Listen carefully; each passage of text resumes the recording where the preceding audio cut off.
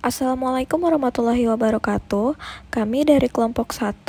Di sini kami akan membahas tentang kasus A, yaitu metabolisme tubuh saat berpuasa.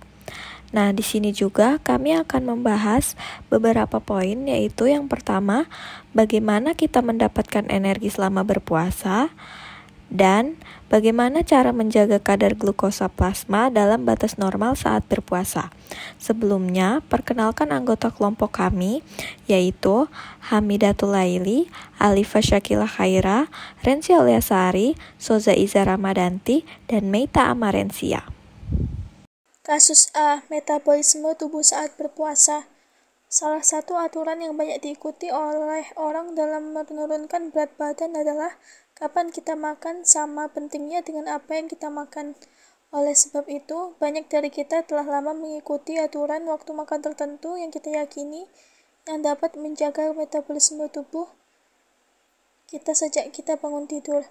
Pada saat kita berpuasa, kita tidak mengonsumsi makanan hampir selama setengah hari. Hal ini menyebabkan pola waktu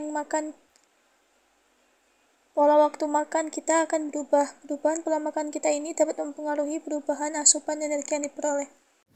Selanjutnya, bagaimana kita mendapatkan energi selama berpuasa, yaitu apabila seseorang berpuasa atau tidak ada makanan yang masuk ke tubuh, maka peran glukagon semakin besar dalam usaha memperoleh glukosa, sehingga selama berpuasa kita dapat memperoleh energi.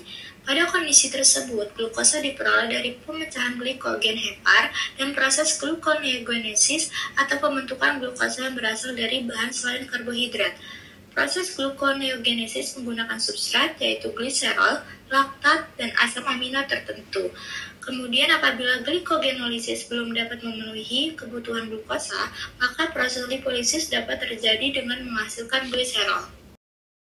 Gliserol yang dihasilkan dari proses lipolisis triasilgliserol di jaringan adiposa akan diubah menjadi glukosa di hepar. Lalu asam lemak akan diubah menjadi ATP dan asetil-CoA. Apabila puasa berlangsung kurang dari 12 jam, maka asetil-CoA yang terbentuk akan diubah menjadi badan keton di hepar. Badan keton akan dibawa ke otot untuk diubah menjadi asetil-CoA, dan asetil-CoA di otot akan masuk ke siklus asam sitrat untuk menghasilkan ATP dan karbon dioksida. Apabila puasa menjadi 4-5 hari, maka penggunaan badan keton oleh otak akan meningkat dan badan keton digunakan otak sebagai sumber ATP. Selanjutnya, bagaimana cara menjaga kadar glukosa plasma dalam batas normal saat berpuasa? Nah, ketika mekanisme kontrol glukosa darah tidak berjalan dengan baik atau terjadi kerusakan pada sistem tubuh, maka terjadilah gangguan metabolisme glukosa. Kadar glukosa darah harus diperiksa untuk mengetahui apakah kadar glukosa melebihi batas normal atau tidak. Ketika berpuasa, tingkat glukosa dalam darah menjadi rendah yang menyebabkan terjadinya kekurangan glukosa. Glukagon akan membantu glikogen yang berada dalam hati berubah menjadi glukosa yang akan didistribusikan ke darah. Ketika simpanan glikogen hati habis, tubuh mulai menggunakan asam lemak bebas sebagai sumber energi. Dalam proses ini, keton atau asam beta hidroksibutirat dan aseton terbentuk dari lemak. Oke, selanjutnya saya akan membahas tentang bagaimana skema dari tubuh itu menjaga blood glucose level kita tetap dalam kondisi normal. Jadi sebelumnya, kenapa sih blood glucose level kita tuh harus dalam kondisi normal gitu? Kenapa harus berfokus sama glukosa? Kenapa kita nggak berfokus pada lemak dan protein? Karena glukosa itu merupakan substrat energi yang paling penting, teman-teman. Jadi, terutama pada otak ya. Otak itu cuma mau karbohidrat itu sebagai energi. Dia nggak menerima substrat energi yang lain. Itu kenapa glukosa penting buat kita. Kita perlu menjaga blood glucose level kita dalam kondisi normal. Nah, ketika kita berpuasa, kita tuh nggak dapat karbohidrat. Kita nggak makan dalam beberapa jam. 10-12 jam kita nggak makan. Otomatis kita kekurangan energi dong. Terus gimana tubuh itu merespon hal tersebut? Nah, itu yang akan saya bahas lebih lanjut. Jadi, blood glucose level kita yang normal adalah 4-6 mmol per liter, teman-teman. Nah, jadi kalau misalnya kita berpuasa, kita otomatis akan kekurangan tuh. Kita akan mengalami penurunan dari blood glucose level kita. Terus gimana respon dari tubuh kita gitu loh untuk meningkatkan lagi, menjaga blood glucose level kita tetap dalam kondisi normal. Itu gimana tubuh itu menjaga hal tersebut gitu loh. Nah, pertama kali yang akan di breakdown gitu adalah glikogen. Glikogen ini merupakan bentuk simpanan dari glukosa. Jadi kita sahur kan, kita sahur, kita makan. Nah, kita makan itu kita akan mendapatkan asupan energi. Nah, ketika itu terlalu banyak, itu akan disimpan dalam bentuk glikogen. Yang nantinya mungkin di siang hari kita nggak akan makan. Yang harusnya kita makan siang, tapi kita nggak makan sama sekali. Nah, itu glikogen yang tadi pagi itu akan dipecah pas siang nanti kita lagi lapar gitu. Nah, gimana kita tahu kalau misalnya glikogen itu harus dipecah gitu loh. Kapan sih glikogen harus dipecah gitu? Jadi ketika glikogen akan pecah ketika kita itu blood glucose level kita tuh menurun. Ketika blood glucose level kita menurun, pankreas sadar, oh ternyata blood glucose levelnya si A menurun. Terus gimana gitu? Jadi pankreas tuh punya sel alfa sama sel beta, di mana sel alfa ini memproduksi namanya hormon glukagon, sedangkan sel beta itu memproduksi hormon insulin. Nah, sel alfa ini menghasilkan hormon glukagon ya kan. Nah, glukagon ini yang akan menstimulasi pecahnya glikogen. Nah, jadi kapan glukagon itu akan bekerja? Ketika blood glucose kita tuh turun. Kapan insulin bekerja? Ketika blood glucose kita meningkat. Nah, jadi ketika blood glucose level kita menurun, pankreas sadar hal itu, mengeluarkanlah sel alfa akan mengeluarkan si hormon glukagon, itu akan menstimulasi si glikogen untuk menjadi glukosa 6-fosfat. Itu nama prosesnya adalah glikogenolisis. Jadi ketika glikogen itu berubah menjadi glukosa 6-fosfat, nama prosesnya adalah glikogenolisis. Nah, ketika udah jadi nih glukosa 6-fosfat, itu akan dirubah lagi menjadi glukosa dengan bantuan enzim yaitu gluko 6-fosfatase. Nah, ketika udah menyerahkan glukosa, masuklah ke plasma darah. Maka nanti blood glucose-nya akan meningkat lagi, kembali ke batas normal lagi. Ketika glucose levelnya udah normal bahkan lebih gitu, glukagonnya stop, keluarlah si insulin. Jadi insulin itu bakal keluar ketika blood glucose level kita tuh meningkat. Jadi dia akan menghambat glikogen buat pecah, buat berubah menjadi glukosa 6-fosfat. Tapi perubahan glikogen terus jadi glukosa 6-fosfat, terus jadi glukosa masuk ke plasma darah, itu terjadi di liver. Lebih tepatnya di sel hepatosit, di mana sel hepatosit ini merupakan tempat semua metabolisme terjadi gitu. Tapi glikogen ini punya stoknya ada dua, ada di hati sama di ginjal. Di hati 8%, di ginjal 10%. Dimana kalau misalnya lama-kelamaan terus-menerus ini kita kelaparan sampai kita mau buka puasa pakainya glikogen mulu, lama-lama habis ya kan stok glikogen kita. Maka dari itu kita akan memakai lemak dan protein sebagai pengganti substrat energi kita. Cuman pasti yang lebih dibutuhkan pasti glikogen daripada lemak dan protein.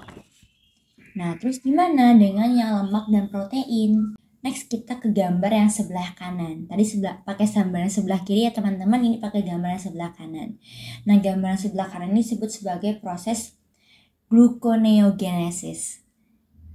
Jadi, gluconeogenesis ini merupakan proses di mana dia bisa meningkatkan blood glucose level kita dengan substrat energinya itu bukan karbohidrat, non karbohidrat tadi. Kalau misalnya glikogenolisis itu merupakan proses untuk meningkatkan blood glucose level kita dengan substrat energinya adalah glukosa atau karbohidrat. Kalau misalnya gluconeogenesis itu bisa meningkatkan blood glucose level kita, tapi substrat energinya itu bukan karbohidrat, non karbohidrat. Yang dipakai itu alanin, asam lemak, gliserol, sama laktat. Nah, untuk gluconeogenesis ini punya syarat biar terjadi proses gluconeogenesis ini. Syaratnya itu blood glucose level kita harus rendah. Yang kedua, insulinnya pun juga rendah. Semisal ternyata insulinnya itu masih ada, ya gluconeogenesis gak akan bergerak, gak akan berproses gitu loh, gak akan jadi proses gluconeogenesis. Nah, jadi ketika blood glucose level kita menurun, terus juga gak mungkin kita pakai glikogen terus menerus, akhirnya kita butuh substrat energi yang lain, jadi terjadilah proses gluconeogenesis, dimana si glukagon ini akan ngestimulasi juga ke jaringan otot sama ke jaringan adiposa. Nah, di jaringan otot ini akan terjadi juga proteolisis, di mana protein itu akan dirubah menjadi asam amino atau namanya alanin, lebih tepatnya. Nah, alanin ini akan masuk ke dalam piruvat. Piruvatnya akan secara khusus berubah menjadi oksalasetat. Kemudian oksalasetat akan masuk ke dalam glukosa 6-fosfat. Nanti glukosa 6-fosfat bakal berubah menjadi glukosa akan menjadi naik lagi kadar glukosanya. Nah, itu dari proses alanin. Nah, sedangkan kan kalau misalnya dari jaringan adiposa kita akan mengalami yang namanya lipolisis. Jadi lipolisis ini berkaitan dengan lemak lipo. Jadi kita punya satu trigliserida, itu akan di breakdown jadi 3 asam lemak ditambah 1 gliserol. Nah, 1 gliserol ini akan masuk ke dalam sel hepatosit. Dia akan bertemu dengan menjadi glukosa 6-fosfat, kemudian dibantu dengan enzim glukosa 6-fosfatase bakal berubah menjadi glukosa. Kemudian glukosa itu akan masuk ke dalam plasma darah, kemudian blood glucose level kita akan meningkat dari gliserol. Kemudian 3 asam lemak tadi itu akan masuk ke dalam mitokondria. Nah, di mitokondria ini dia akan menjadi asetil-CoA. Nah, asetil-CoA ini otomatis meningkat, ya kan? Sedangkan dia asetil-CoA ini nggak bisa langsung langsung jadi glukosa, itu nggak bisa asetil-CoA. Dia akan malah mengalami yang namanya siklus Krebs, dimana kalau siklus Krebs itu kita butuh namanya oksaloasetat. Kita butuh asetil-CoA, kita juga butuh oksaloasetat. Nah, sedangkan asetil-CoA kita bertambah, tapi oksaloasetat kita berkurang karena tadi yang dari alanin, ya kan? Nah, itu jadi berkurang.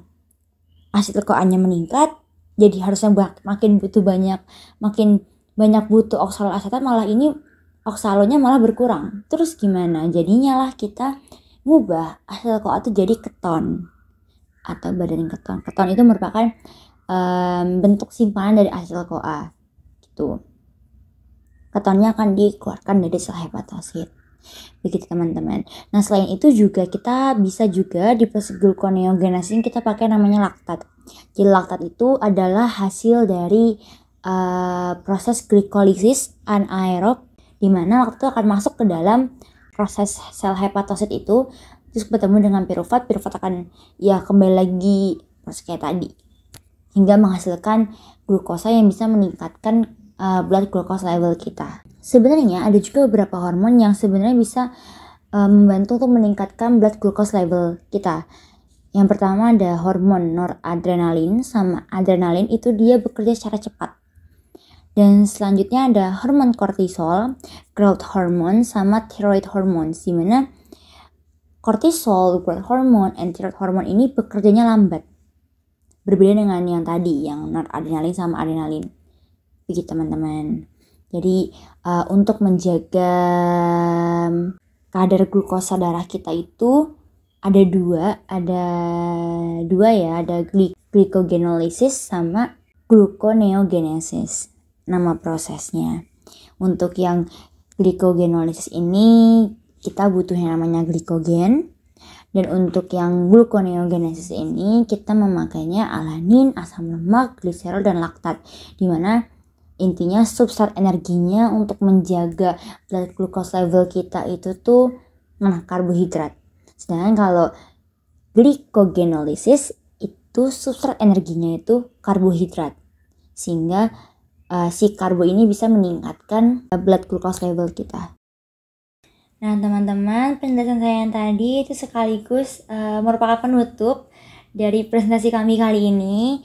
Harapannya teman-teman yang menyimak dan mendengarkan ini dapat menambah wawasan juga bagaimana kok bisa ya ketika kita lagi berpuasa, kita nggak makan seharian, itu kita tetap fit, kita tetap meskipun lemas dikit tapi tetap bisa berpikir dengan baik, kita bisa praktikum dengan baik juga, kita juga bisa belajar. Ya, seperti itu metabolismenya dalam tubuh kita. Terima kasih teman-teman sudah mendengarkan, sudah menyimak dari penjelasan kelompok kami, dari teman-teman saya. Mungkin kalau ada salah mohon dimaafkan. Mungkin itu saja yang dapat disampaikan. Wassalamualaikum warahmatullahi wabarakatuh. Terima kasih.